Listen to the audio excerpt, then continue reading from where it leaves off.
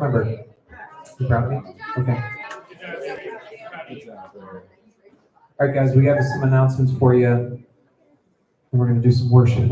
Announcement number one is in about 4 weeks' time. We're having an all-nighter here. We're calling it 707 all night. We're going to be outside. We're going to be inside. There's going to be snacks. There's going to be stuff. Pizza, games, movies, laser tag. There's going to be tons of amazing stuff here. And it's going to be April 30th to May 1st. All right, it is an all-night party, and it's going to be sweet. So you're going to want to stock up on caffeine pills, Monster energy drinks. I feel like the 5-hour energies are totally bogus. I don't think those actually work. So I wouldn't do that. But you know those Frappuccino things in the glass bottles? Those are cool. So get those ready because we're doing it. And it is we are going to have a registration. We just don't have it right now, unless it's online, which Kristen may have set up. It's online. Register online. All right, that's what I was trying to say. Register online. We need to have your registration because it will be $20 to be a part of it. All right. Next announcement is our Detroit trip. It's happening June 20th to the 26th. And applications are open right now. They are online at the moment.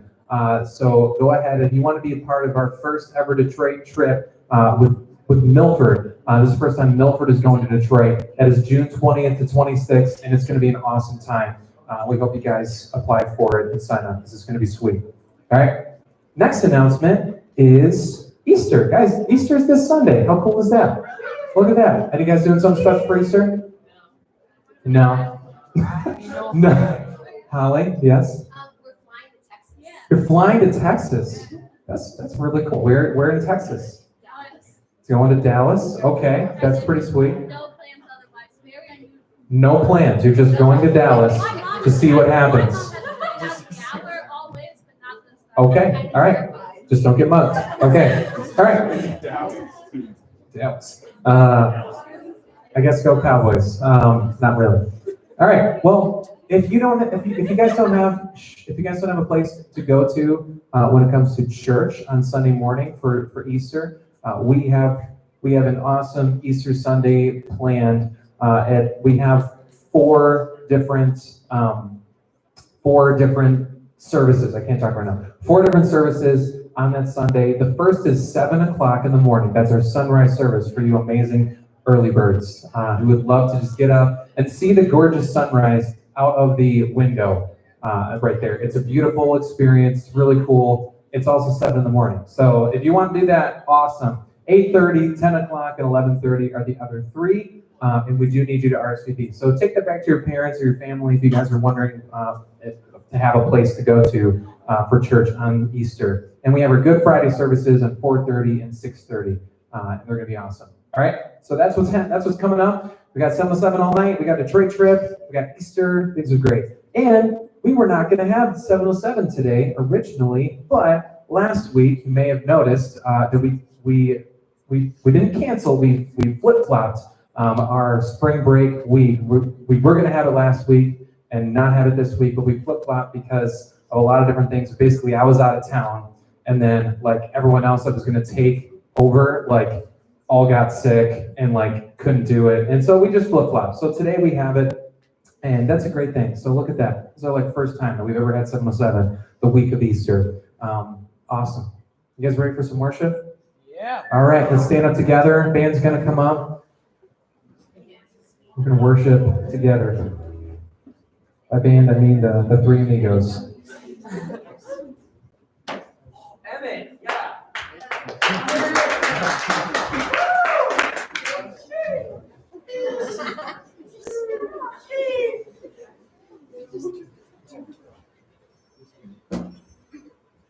All right, guys. All right, we have an opportunity right now to get our hearts ready for Easter, for Good Friday and Easter. This is a really important week. Paul says in Corinthians that if we're not for the resurrection, we'd all be wasting our time as believers. It's because of the truth, the power of the resurrection. We are not wasting our time. We believe in a true promise. And this is a time to get our hearts ready for that together. So let's just pray. Let's come before him and we'll worship him together. Heavenly Father, Lord, we love you, and God, we pray that as we worship you right now, as we lift you high, Lord, that you would show us who you are. Lord, your presence is real and incredible, and Lord, we want to lay down our idols, we want to lay down the other things that we worship and put you first, Lord. So we worship you, we praise you right now, and put everything that we place before you, God, we place it at your feet right now, because we want you alone to be lifted high in our life. God, in your name, amen. Wrong one.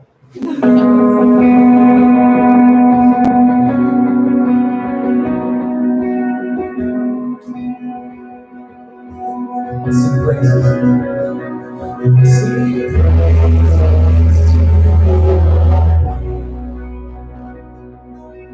Praises to your name.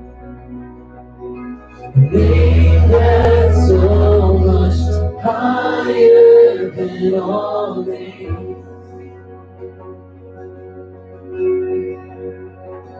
And all honor to your name. Honor to your name. Name that's so much greater than all names. Let's lift him up alone. Be lifted up. Be lifted higher. Be lifted up. Be lifted higher. I sing praises to your name. Praises to your name. The name that's so much higher than all names. And all honor to you. And all honor to your name. Honor to your name. The name that's so much greater than all names.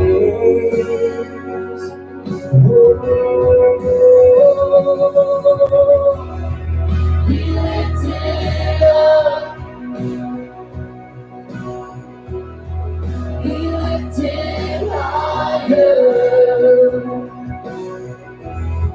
Be lifted up. Be lifted higher.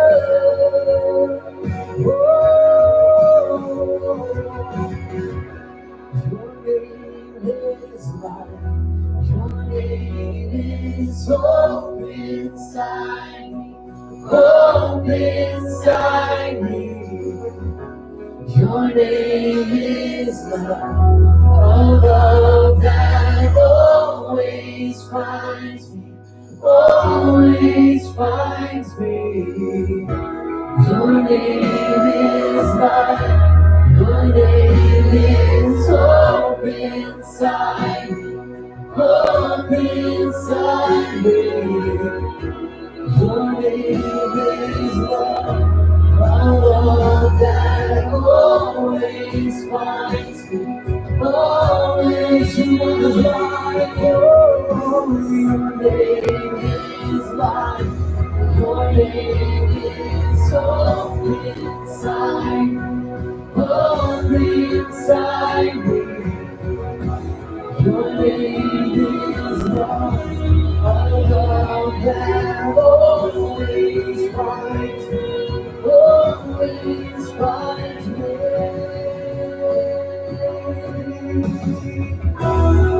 Be lifted up. Be lifted higher.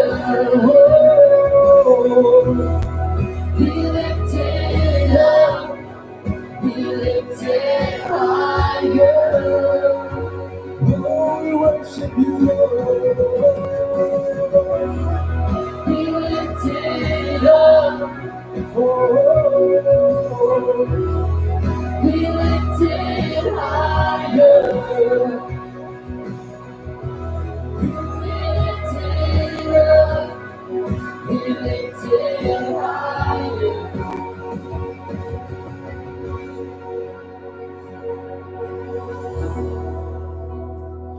God, in the same way that we lift you up, God, give us a rest and a goodness in your arms right now. You call yourself a father to us, and so Lord, we can rest in your arms alone. So let us do that together as your people, with nothing else hindering us, with nothing else annoying you, Lord. You will never leave or forsake.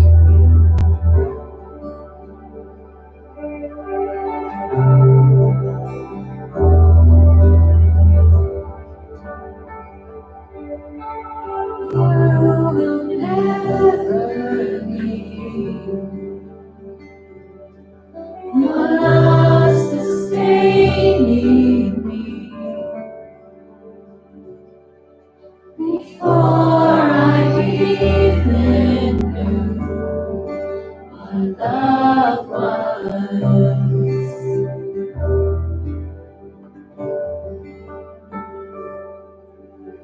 Brought me here to rest. Given me space to breathe. So I'll stay still until it sinks in.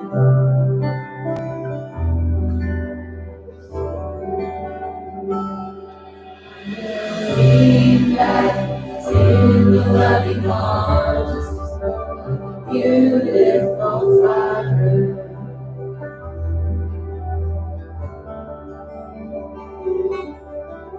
Breathe deep, know that He is good. It's a love like no other.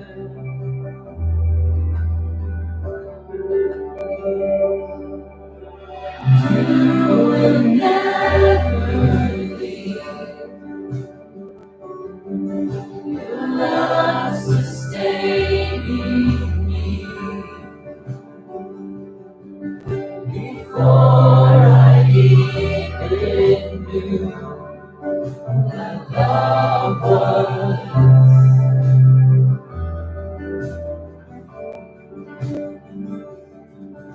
You brought me here to rest and gave me space to breathe. So I'll stay still until it sinks in.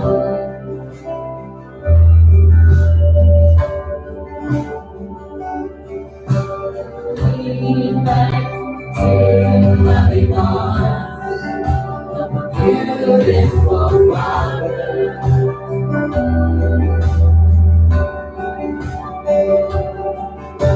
Breathe deep, know that He's good.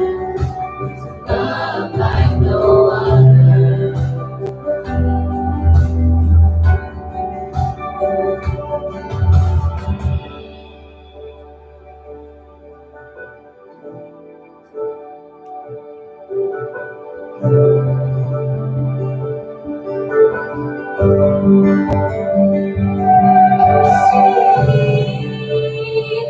Your love is better than all the others that I've seen. I'm breathing deep, all your goodness, your loving kindness to me. Now I can see your love is better than all the others that I've seen. I'm breathing deep, all of your goodness, your loving kindness to me. Now I can see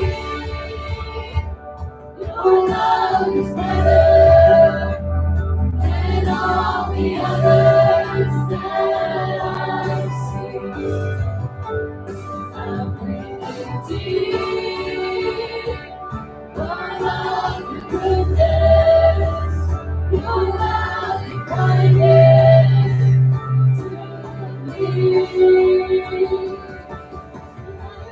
Lean back in the loving arms of a beautiful Father.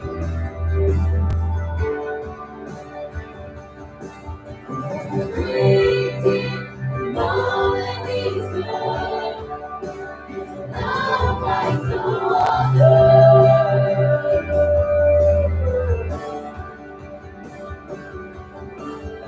Lean back to the loving arms of the beautiful Father.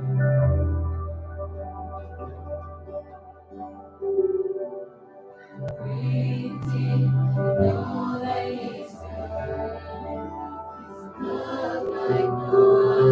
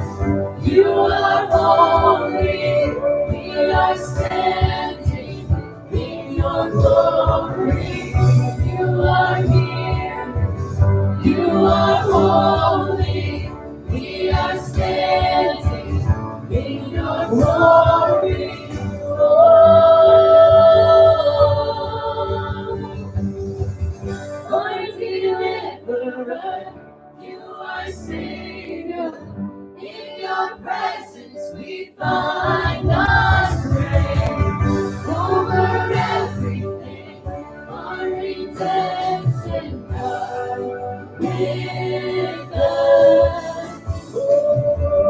My deliverer, you are Savior. In your presence we find us brave. Over everything, our redemption God. With us, you are God. With us, you are God. With us, you are God. With us.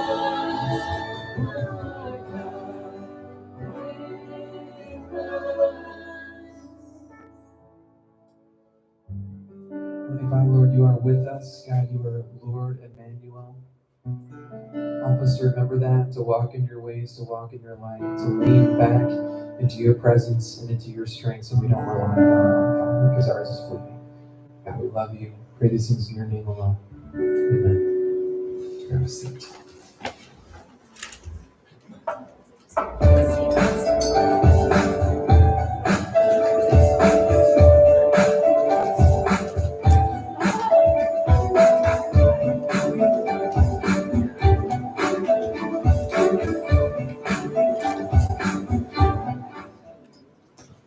All right. Hey, guys. Hello again. Just like back there, now I'm back up here. Just like that. Crazy stuff. You guys will be at an awesome week last week. I'll just tell you, I was in Tennessee. That was pretty fun. Yeah, we had a little camping trip planned in our family in Tennessee. So it was a good time. It was a good time, except there were like tornadoes in the area, so that was like not fun. And I know that like the Flowers wedding, you guys didn't get hit by any of that, right? Like you were good on like the wedding day itself. That's good. Okay. I was feeling for you guys. I was like, oh my gosh, that would not be cool if like Twister comes through like in the middle of the nuptials and all that. So that wouldn't have been fun. But it's great. It's great. It was a fun week. My family we were able to just hike in the waterfalls, like it was just great, guys. Tennessee is a beautiful place. So shout out to all the Tennessean volunteers out there. So I don't think there are any, but if there might be, then shout out to you guys. You have a beautiful state. But we're back in our series. What does God say about that? And remember last time, which was 3 weeks ago, because the time before that was Life Group Night. So I feel like it's been a while because it has. But we began the new overarching theme of relationships, the relationships that we have with anyone in our lives. So that includes friendships, family, frenemies, anything. And yes, it also includes dating. And we are going to talk about dating next week. So get super pumped about that, because I know I am. Because there's nothing more interesting than that. So we're getting ready for it. And it's gonna be great. So make sure you don't miss. I probably shouldn't have told you that, because now you're just like not gonna show up. Dating's in 2 weeks, guys. Next week we're gonna talk about warm fuzzies from God. That's what we're gonna talk about next week. So just fluffy stuff, like nothing of any seriousness next week. So that's gonna be awesome. But right now, tonight, we're going to talk about our family, our greatest, our closest, the closest people in our lives, those who are around us, those who we live with on a day-to-day basis. And remember last time, we talked about how for the rest of your life, the greatest highs of your life and the lowest lows are going to be related to the people around you. They're going to be related to the relationships that you have with people. The greatest highs in your life and the lowest lows are going to be about, most likely, the people in your life. They're important. So how do we navigate the relationship in our lives with God leading the way? So we gave this verse in Romans as like a very good starting point, as a good cornerstone, as Paul deals with this huge dispute between two groups of people in the church. And here's what he says. Oh my gosh. Whew.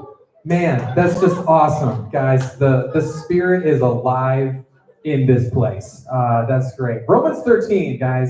Romans 13:8. Here's what it says. Woo! Let no debt remain outstanding, except the continuing debt to love one another. For whoever loves others has fulfilled the law. Which sounds like a nice fluffy verse until you actually think about it. And it's not very fluffy. Because what this is saying is that you owe your love to other people. You are in debt, a debt that is always outstanding, that you will never pay off with everyone around you. That is insane. That is absolutely insane. It kind of sounds like a stretch goal at first. Like maybe God's just like, saying something that's way too hard to try to get you to aim for it, just hoping that you get as close as possible. That's what it looks like, but that's what it says. That we're not to we're to go against debt as a whole. So cut up your credit cards, things like that. But love is a debt that we continue to have. Love is a debt that we let be outstanding so that we owe other people our love. Now, this is going to play a big deal into our family because it is often easier to love an absolute stranger than it is to love our family. That is just the truth. It can be the hardest to love the people that are closest to us. And you might be surprised if you look at, let's look at table of contents of the Bible or an index, and you look at family, what does Jesus say about family? You're going to see some pretty surprising things, like this little moment in Matthew 4:21, where Jesus says this, going on from there, he saw two other brothers, James, son of Zebedee, and his brother John. They were in a boat with their father Zebedee, preparing their nets, and Jesus called them, and immediately they left the boat and their father and followed him. I want you to think about that for a second, how insane that is, okay? Jesus is just walking around, and there's just two guys with their dad, and the way this worked in this culture is that if your dad was a fisherman, you were a fisherman. There was no going to college to try to figure out which career path do I want to take. There was none of that. If your dad was a fisherman, you were a fisherman, and you took on the business of Zebedee and Sons. That was their business, and your children and your grandchildren and your great-grandchildren would all do that. It was a big deal. There was nothing else that you would do. And Jesus just walks by two guys and their dad, and he's like, hey, you guys come follow me. And they're like, okay, and then they just leave their dad. They're like, wait a sec, Jesus, shouldn't you, be good to your father? Isn't that an important thing? That's a big deal. And my guess is that might have ticked off the dad. I don't know Zebedee. He sounds like a pretty intense guy. I don't know. We don't know anything about how he reacted to this, but that was a pretty extreme thing to do in this time period with how people viewed the family. But let's look at this moment. What about this time in Luke 14:26? It says, large crowds were traveling with Jesus, and turning to them, he said, if anyone comes to me and does not hate his father and mother, wife and children, brothers and sisters, yes, even their own life, such a person cannot be my disciple. Jesus, chill, bro. That sounds a little extreme. That sounds intense. Jesus just told us to hate our father, mother, wife, children, brother, sister, and ourselves. What's going on here? Well, first glance, you might be thinking that Jesus doesn't have a very high view of family. But think about this. Remember when Jesus was on the cross in the Gospel of John, which we're going to be celebrating Good Friday pretty soon, and a great verse or a great book to read the crucifixion is the book of John. When Jesus was on the cross, he specifically looks down, sees his mom there at his feet, and he takes the time on the cross, which is not a comfortable place to be, takes the time to talk to John and says, hey, John, I need you to take care of my mom for me. And he looks at his mom, Mary, and he says, this is not your son. He's going to take care of you and take my place. Just a pretty intense thing. That's a caring for his mother. Jesus' brother, James, a family member, becomes an important leader in the early church. He follows after his brother, and James, his little brother, attests to Jesus' deity. And if there is any one person in the world who is absolute proof to me that Jesus was who he said he was, it's that his little brother admitted it. There's just no other way. If Jesus was not the Son of God, his little brother would have been the first to say, there's no way he's the Son of God. But he was. And James's own brother said it.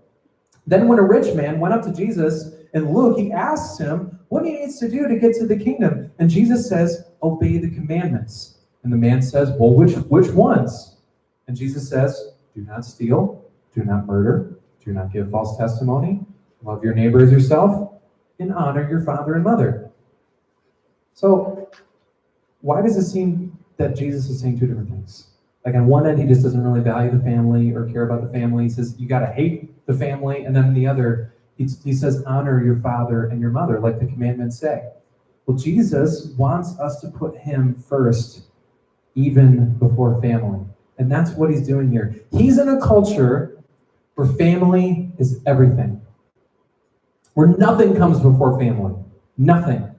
Way stronger than what it is today. The family unit is not as strong today as it was once, 2,000 years ago in the Middle East. I would say presently in the Middle East either. But 2,000 years ago especially, the family was everything. Today, kids can grow up and disrespecting your parents is like kind of a cool thing to do. Like that's, if you go to your friends and say, yeah, my mom's an idiot, and say it to your friends, like they might be like, whoa, he's really amazing. He's really sweet. And he just told his mom off like that. Back then, like your friends have been like, how dare you be so disrespectful to your mother? You're not my friend anymore, right? Like that doesn't make sense. Like you would not be disrespectful to your parents in this state. Like the family was absolutely everything. You didn't grow up and saying, my parents owe me a car, my parents owe me money, my parents owe me a trip to the college that I want. No, you grew up saying, I owe my parents everything. Like my parents raised me, therefore I will live the rest of my life under their debt for raising me in that time. That's what it was like to be a kid in Jesus' day. This was a culture that nothing was more sacred and special than family, and Jesus knew this. And so he wanted to challenge the most important thing in their culture and say that nothing should come before him in importance, even this, the most important thing of their time. And once we put Christ in front of everything in our life, we'll be able to look at these relationships clearly with God's perspective, loving others with the love that he's given us, loving the Lord your God with all your heart, mind, and strength, and then loving your neighbor as yourself. We're going to be able to do what Jesus says we must do. Honor your father and your mother. He's not saying we need to actually hate our parents. He's saying we need to love Christ first, and then we honor our father and our mother. And if we do that, our honoring our parents is actually going to be true and good. Now, the way in which we honor our father and mother, that's going to change the older that we get. And that's the big rub on this. Because this is the root cause between issues between kids and their parents as you leave childhood and enter adulthood. Because when you're a child, it's pretty clear what it takes to honor your father and your mother, at least in the Bible. If we're looking at what does God say about that, it's pretty clear in Ephesians 6:1. Paul is telling this to the Ephesians. He says, children, obey your parents in the Lord, for this is right. Simple, bam, there you go, we're done, life groups. No, just kidding. But that's it. But here's the deal. The Greek word for children right there, that does not mean like anyone who's like a minor, anyone like under 18. That word typically means young children, very young children that this is talking about. So he's making it very clear that like little ones, guys, don't be annoying. Just obey your parents, okay? Obey your parents, kids. And it's clear cut. If you're a child and want to know how to honor your father and mother, you check to see if you're obeying. If you're not, then you're not honoring them. It's as simple as that. But what does the Bible say about adults? What does the Bible say about adults honoring their parents? Well, we find many things where the Bible talks about honoring our parents as adults. Proverbs 4:1, for instance, says, hear, O sons, this is talking specifically to sons, a father's instruction, and be attentive, that you may gain insight. Notice this language is different than Ephesians 6:1. It's different. Now, both of these things are talking about honoring, but the way that you do it looks differently in a certain way. This isn't just talking to children, where clearly there's a young age group in mind. When we get older, this is saying be attentive, hear, listen, attend. Obeying and being attentive are obviously two different things. One is clearly for adults, or basically someone of any age group, and the other is for children. So what does the Bible say now for the big question is what category are we in? Are we adults, where honoring means loving, caring, respect, being attentive, but not necessarily obeying. Like a 40-year-old man doesn't have to obey his 70-year-old father in the same way that he did when he was 5, right? Like, so how do you, like, which category are you in? Are you in the 40-year-old category? Are you in the 5-year-old category? Like, where are you guys in? What does that make us? Well, you're in a weird in-between stage. That's kind of money, and this is the major point of contention between kids and parents, because parents will tend, not all, this is like every parent's different, because all of you guys are different, therefore all of your parents are unique from one another. The parents will tend to continue to see you as the child that they've always known and raised, because they watched you be a 5-year-old. And it's naturally difficult to watch you become an adult and to see those transitions happening. Like it can be very difficult to do that, and it's not always done perfectly. However, you will often see yourself as wanting the freedoms that Mr. 40-year-old gets, but you're not 40. So kids will be like, no, I want the adult stuff. I want the adult freedoms. I want this independence of choice. Well, who's right? Unfortunately, the Bible does not give us an age of adulthood. And that really stinks, because that would make things a lot easier, because every culture has its own idea of what is an adult and what is a child. Our culture is kind of weird. Legally speaking, you're an adult when you're 18, so that's at least clear and cut. You're adult when you're 18 legally. So when you're 18, guys, you can join the military. You can sign up for the draft. Woo! You actually have to sign up for the draft if you're a guy. Sorry to break the news there. But you can also get a tattoo without your parents' permission if you're a teen. So there's that. You can get a lottery ticket, so that's cool. Do everything that adults do except for drink and smoke. You have to wait till you're 21 for that. So you're an adult when you're in America at you're 18, but you're also like, there's a few other things. But culturally speaking, for some reason, people aren't really considered adults until a lot later in life. A lot of 20-year-olds don't really see themselves as an adult. And when they do things like adulting, they're like, whoa, that's really weird because I'm 29 and I'm doing an adult thing. A lot of times people don't think that they're adult until they're like 30 or married.